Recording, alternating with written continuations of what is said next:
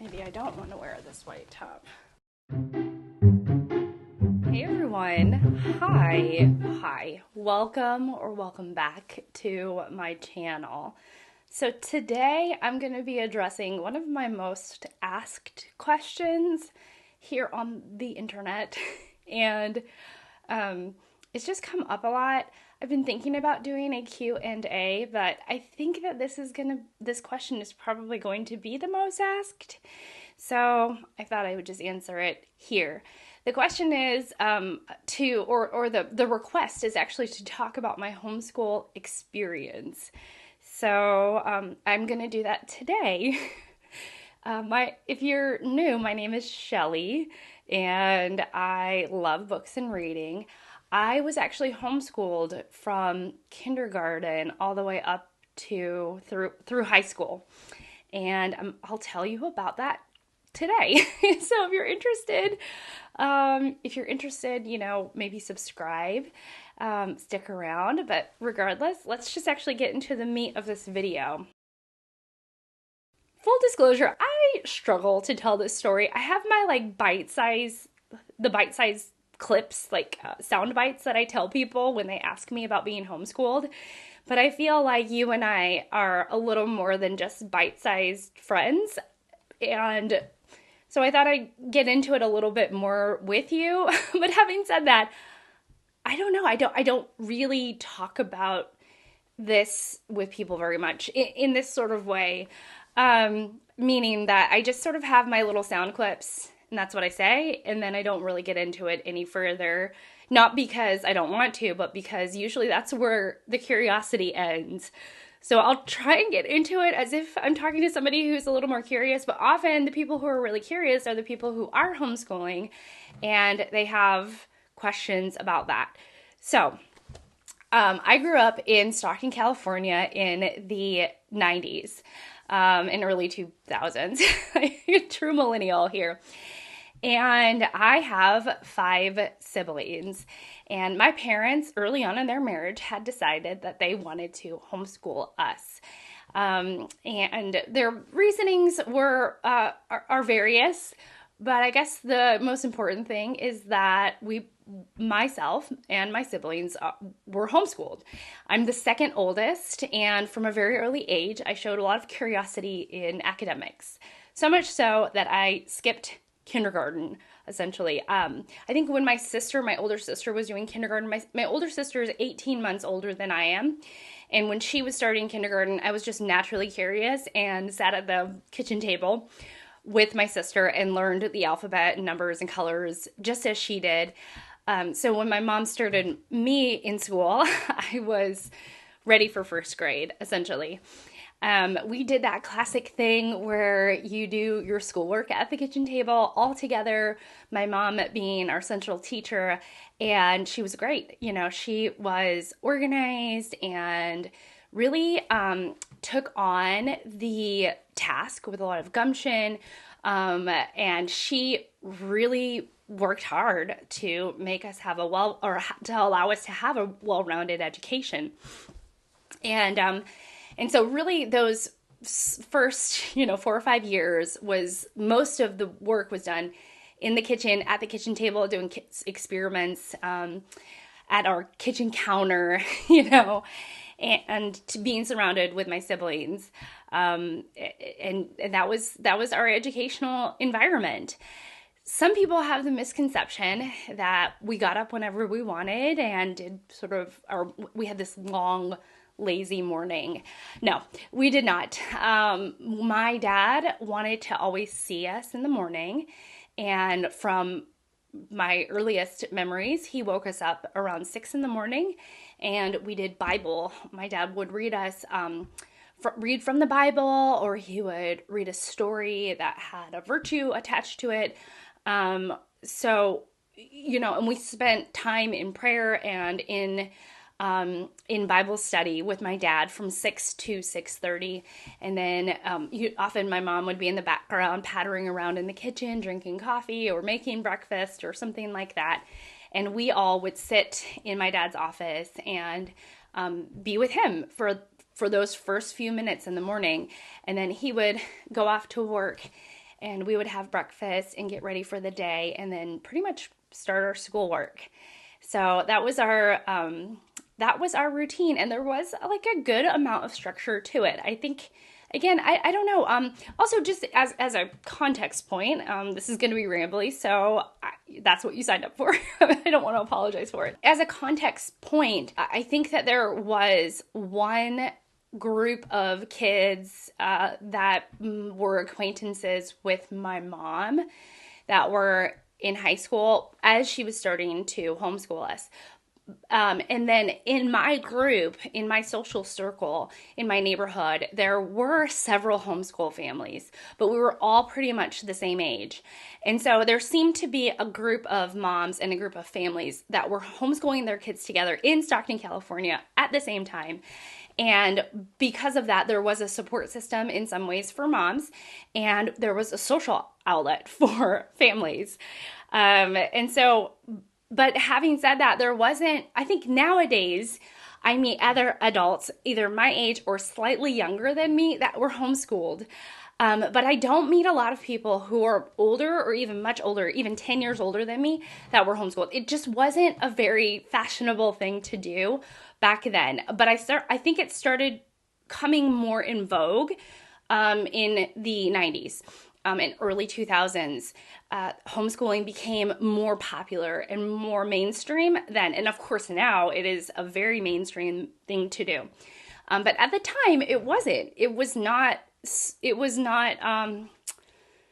just wasn't the thing. So in some ways, I guess what I'm trying to say is that I felt like my mom, along with these other moms, were pioneers and really laying the groundwork to popularizing homeschooling, and I think what is now homeschooling today. Also back then, I remember getting a computer for the first time, and it was a DOS computer, and it was very, very basic, and it didn't even connect to the internet. I remember getting our first Windows computer and getting the internet for the first time, the dial-up,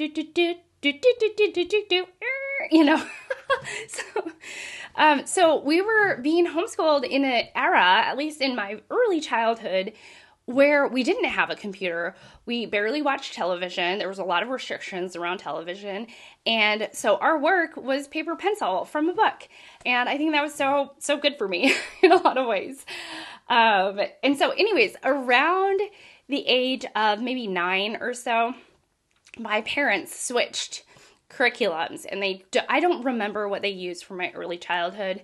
My mom could probably tell you, but I don't have her to ask right now in this very moment. I could text her later if there are inquiring minds.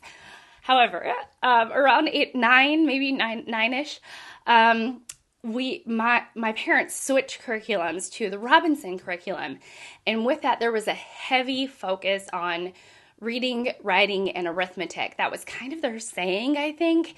Reading, writing, and arithmetic. There was a long list of books that were part of the reading curriculum. Part of the reading curriculum was also 2 hours of reading every single day.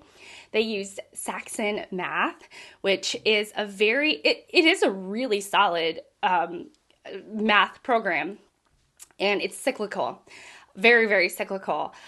So in a lot of ways, you're constantly revisiting math concepts that you've learned previously.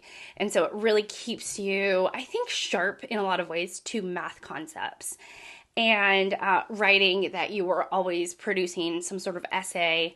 It was this, continuous sort of exercising of the writing muscle. And also part of this curriculum was that if you're a really strong reader, you can read history. In the reading curriculum, you will read about history. You will read about science. And so really just laying down that super strong foundation for reading. And a lot of it was independent. So starting at, I think it was about 9, I don't know if it was my younger brother as well, but I definitely know that my sister and I started doing our work very independently, reading our math lessons, doing the math work, turning it in to have it corrected, correcting some of it ourselves, setting the timer for 2 hours to read, and reading from a pretty prescriptive list to choose from. And I think in a lot of ways, I learned a lot. I learned about figuring things out on my own, even though at the time I didn't recognize that as that was what was happening. But it truly was learning how to work independently, learning how to problem solve on my own, being just kind of like taking the reins of learning into my own hands and becoming a lifelong learner based on these skills that the Robinson curriculum was laying down. And because there were so many of us, my mom was stretched, I think, rather thin, though I don't want to speak for her, but there, when you're teaching, like if I was 9, then I know I had a sibling that was 5 at the time. And at that point, my mom would have been trying to teach him how to read, and so it was just like a lot of, there was a wide range of learning. And so this was a way where we could still be homeschooled, but a lot of our learning was being put on us. The responsibility was put on us kids. And my mom was being a facilitator of learning rather than a teacher, because she was teaching the youngers, if that makes sense, even though she was a teacher in many ways. But there was that switch. And I clearly remember the switch to the Robinson curriculum. And I think you can even look up Robinson curriculum reading list and see what was on the list that I was supposed to have read, though we didn't always stick to the list. Also at this time, from the earliest I can remember, we were part of homeschool groups, one in particular that was dedicated to PE. So on Thursdays from 1 to 3 p.m., we did PE outside, and it fulfilled the PE requirement. It was like we did all our PE all in one day. What started off as moms teaching PE, which was so fun, and clearly remembering moms teaching us the rules to soccer and softball and volleyball. I am not a physical education. I'm not a physical person. Like I like doing physical things on my own. I like sort of independently walking, riding my bike, swimming, but group sports, not my forte. I think I would just sort of daydream. I'm not physically talented in many ways. But anyways, we would do PE in the park. We did this forever. When it got too cold to be outside, we would, one of the churches let us, I think, rent the gym from them. So just being part of a group of people who were also homeschoolers, made a lot of friends that way. And we did PE together, and that was so fun. And then as we got older, the YMCA took over and they helped coach us. And I remember even, Coach Gary, who was so sweet and so kind. And I saw even as an adult, and he was still so sweet and so kind, and was very complimentary to our group, always saying that we were really well-behaved kids, and that he rarely, if ever, had to correct us, which was really wonderful. So a lot of friends were made there because it was a weekly thing, often the same families. Sometimes families would cycle out and then cycle back in. New families would cycle in, depending on where they were in their homeschool lives. But there was a core group of people that went to PE in the park. That same group, or a very, very similar group, also did skating on Fridays. So the skating rink was open on Fridays, and there was like a homeschool skating day on Friday afternoons, which was or Friday mornings, Friday afternoons. It was on Fridays, and that was really fun, and we did that. And it was, again, a very similar group, and it was like, I think it was like the homeschool skating day or time. So only homeschoolers went in and went to skate on that day. I don't know what mom set that up, but that was really wonderful. So yes, I can rollerblade. I'm not very good at it, but I can, and skate, and I do have that coordination, which is nice. And also it was another social outlet. And then also a similar group to the skating and to the PE, there was field trips.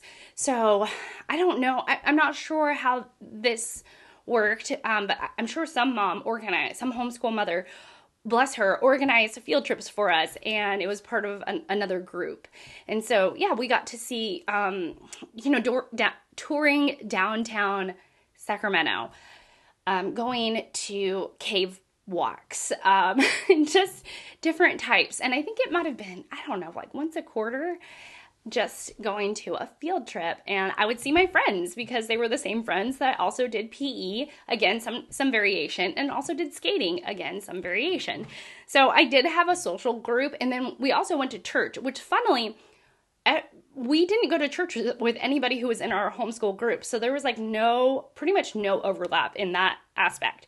So I had church friends, I had my homeschool friends.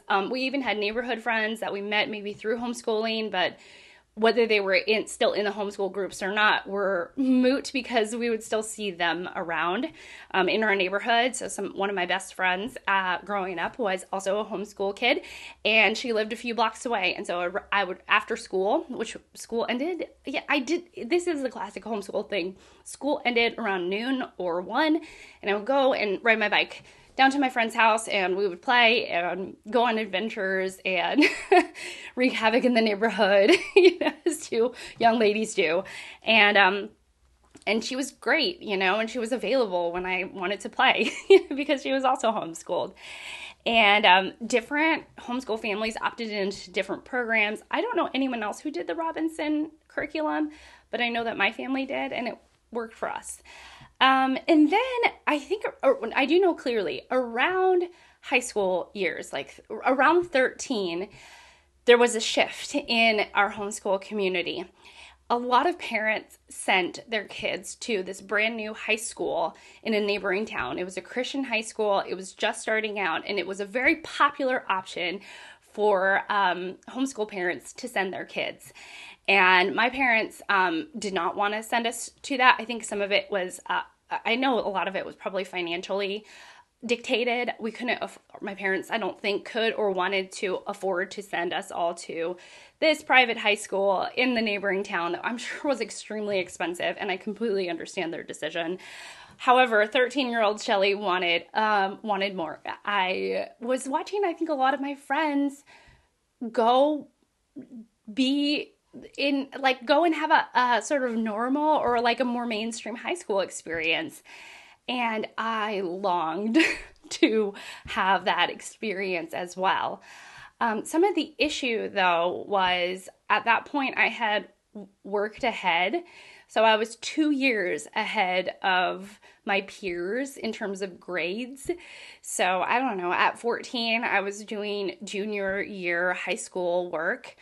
And so it was kind of like, how would I fit in high school? Where would I be? Would I be just redoing stuff I had already learned? So it was definitely a nexus of decision making for my parents, because I was a brat, and I threw a lot of tantrums about wanting to go to public school or wanting to go to high school. Let's be a little bit kinder to my younger self. I was a very curious person, and I can be very stubborn, and I just got it in my mind that I wanted a more normal high school experience, and that I would do well in it. And I don't know, I had this hunch that this is what I wanted to do. No one was going to change my mind, and that's how I can be. And so the solution is that some homeschool parents were sending their kids to the local junior college, to the local community college at younger ages, and taking classes among older peers. But it was not the, I think, hecticness of high school. It was a more mature environment, and it wasn't full time. One could go for a single class. You do have to take an entrance exam if you are younger than 18 or don't have a high school diploma, something like that. There were some stipulations on how to get into community college, and it was just a placement test. It wasn't whether you could go or not. It was merely placement of what you had to take. And so I took a placement test, and my sister took a placement test, and we both the same year took a class at our local community college. I was 14, my sister was 16 at the time, or 15, gonna be 16. I can't remember. I think she was 16. She was 16 at the time. That semester I did turn 15, so I was like the older side of 14, and I took an English class. And I took the English class with Mrs. Hemingway, and she was wonderful. She was recommended as a teacher because other homeschool parents had their kids take her class, and she was great. She was really understanding, and I think now it's become very popular to do dual enrollment. That's what it's called. I don't know why I'm doing quotes in this video. So that's what it's called. The actual term is dual enrollment. So I started dual enrollment essentially at 14. And that first semester, I took one class, and the second semester, or the following semester in the fall, I started in the winter, and in the fall, I took 3 classes, and by that next semester, I was a full-time community college student, and I loved it. I loved it. I thought it was so much fun. Again, it's so nice because you have the option of just taking a class a semester and really easing yourself into this type of learning environment. But I took to it like a fish to water. I really enjoyed school. There was some classes I did great at, and there were some classes I didn't do that great at. I took as many classes that appealed to me. I took a lot of art classes, music theory classes. For a while, I thought I was going to be a music major, a voice major, and it was really fun. And then eventually I transferred to a 4-year college, met my husband, or the man who was going to be my husband, and I just had a phenomenal time learning and made a lot of friends. It was just fantastic. I made a lot of friends with the music people because, again, I thought I was going to be a music major. And eventually, I realized that I don't love performing. I don't love musical performance, especially as a solo musical performer. Eventually became an English major, and that was what I graduated with. So as the years have gone by, I have learned so much about myself, but there has been so much that has gone on between myself and homeschooling, and one of which is that I'm really grateful now to have been homeschooled. I think through my 20s, I had a mixed relationship. I felt like I had missed out on some of those classic like high school experiences. And now that I'm older than my 20s, I think that being homeschooled really has preserved a lot of my sweetness and a lot of my sincerity. I think that if I went to high school, especially considering the schools that were offered in Stockton, I think I would have had a difficult time. And I think that I might have built up sort of a protective shell around myself. And I think maybe I would have had to have like grown thicker skin. And in some ways that's really benefited me. And in some ways I can be extremely sensitive. And maybe in high school, if I had a more traditional high school experience, I would have toughened up a little bit. But it means that I think that some of my sincerity and sweetness has been preserved. It feels weird to call myself sweet, but I think that's the truth of it. And so now, having lived my years and having been homeschooled, I really am glad that I was. And then people will say, like, do you want to homeschool your own kids? And, the answer is no. I mean, now that I've had kids and we've been in school, I think that if they really wanted to be homeschooled, like for middle school and high school, I wouldn't take it off the table, but I love to work and I love my work. And I love that my kids are in the same building where I'm at. I think it's been really good for us. And I think that, I think that in a strange way, I don't know if I'm cut out to have been homeschooled my own kids. I don't know if that's the work for me. And so now, I haven't. They have gone to school, and it's been really great to watch my kids flourish in their own academic journey and in the academic environment that we've put them in. And so it's been great. So I guess that kind of answers, like, would you homeschool your own kids? It's not that I'm against it, but that's not the decision that we've made for various reasons. And that's like a whole topic for another video kind of thing. But ultimately, I'm grateful to have been homeschooled. And, it's, I think, a lot of ways preserved my curiosity and who I am, I suppose. So for all those of you who were wondering about my homeschool journey, that's it. If you have any questions, please leave them down below. But mostly thank you so much for letting me ramble and talk. And I hope this was enlightening in some way. And I hope to see you all in my next one. Bye!